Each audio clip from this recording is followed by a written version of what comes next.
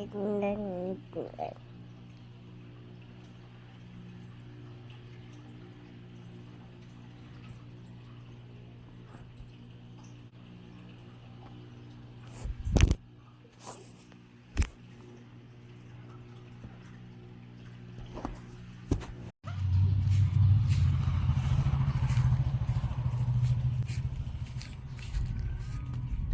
Hala.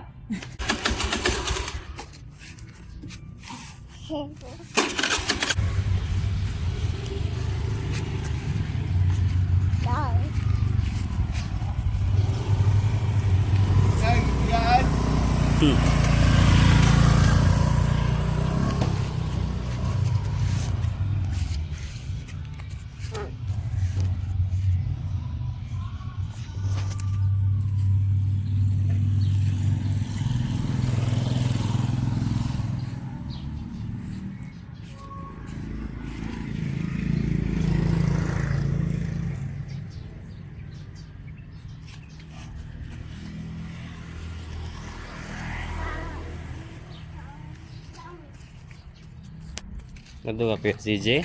Tugpas Kuya CJ eh.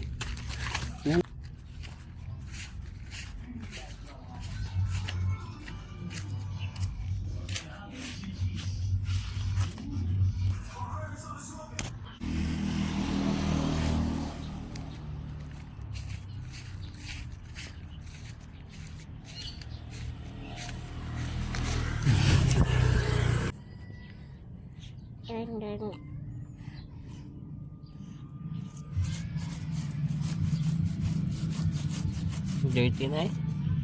Ito kayo matigabatan niya.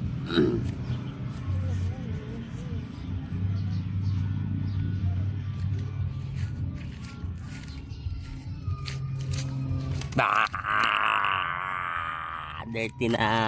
Taya kayo na.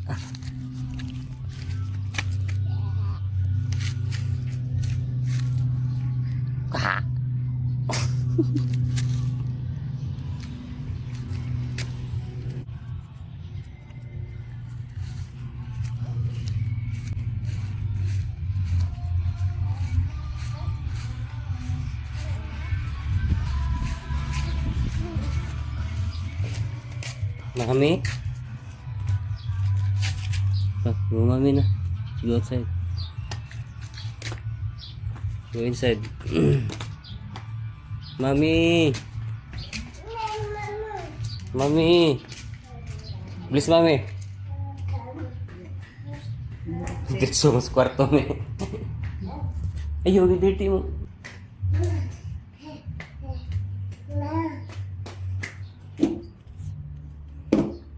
Kau mami kau. Tapos yung daan may minaw kag balita me? Oo. Isa.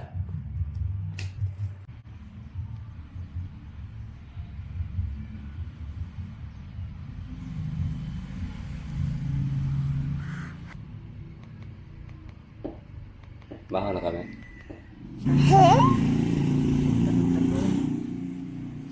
Bi ko anto na imong shoes bi. Yung Crocs. Na.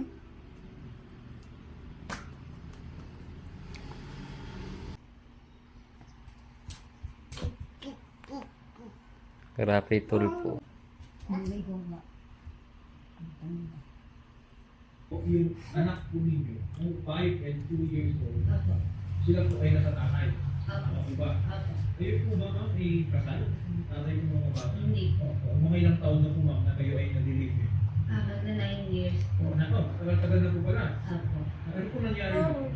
Nag-away po kami. Katong mami ka? July 21 po. Kato ni mami kau. Kasi ano po, wala po siyang trabaho. Tapos may sakit po ako. Tapos nagiinom po siya, nagbabarkada.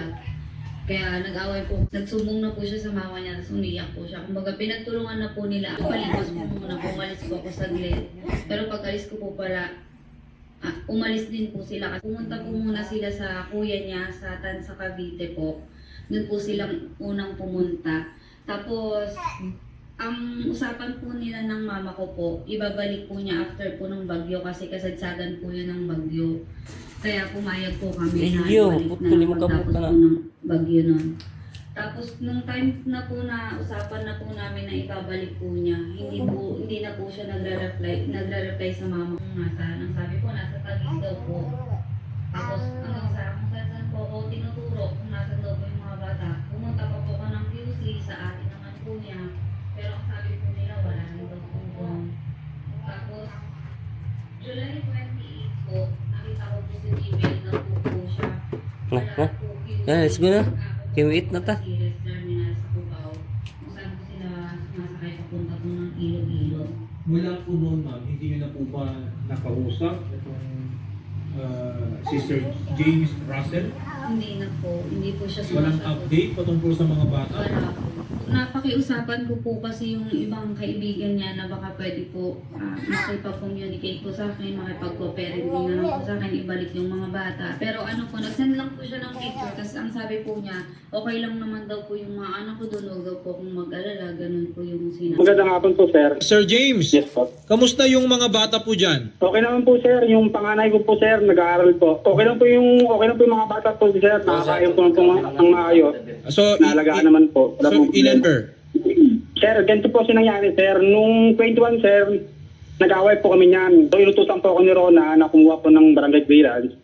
So, yung kuya ko po, ando po sa barkada niya, siguro po mga ilang minuto. Tapos yung po, mga ilang minuto lumipas, umalis po siya. Hindi ko po alam doon siya pumunta. Yung gabi po na yun, wala rin po akong pera.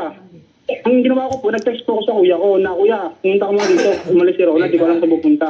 Humingi po ang tulong sa kuya ko na ganito, doon muna kami sa inyo. Kasi wala po akong pera po, di ko alam kung anong papakain sa anak ko. Kahit yung ilang peraso na pumailo niya, gusto ko sa Iloilo para magpatuloy ko pag-aaral ng anak ko. Tapos yun po, tapos yung kausap niya po yung mama ko, tapos sabihin niya, mama ko, pinagtulungan daw si mama ko. Kaya bumura niya po yung mama ko samantalang tinulungan siya ng mama ko, na-hospital po kasi yan, iinom po ako. Pero yung sabihin niya po na patambay-tambay ako na wala akong trabaho. Alam niya naman po yun, alam po ng mama niya na wala akong trabaho kasi nga po, nung nagkasakit po yan, ako nagbabantay kasi nga bawal naman po siya maglaba, ganyan. Ako po yung nag-ano niya na wala po akong trabaho. Alam niya naman po yun eh. Okay, Kasi sabi niya po ngayon sa akin po, sabi ko, mga kwento mo, mali-mali na yan, sabi ko. Iba-iba na po sa kanya, iba na po yung bunganga niya po eh. Lagi niya po sinasabi sa akin na walang kwentang tatay. Alam mo na yung puro barkada. Paano puro barkada? Pag nagiinuman naman sa loob ng bahay, alam niyo na po yan. Welcome.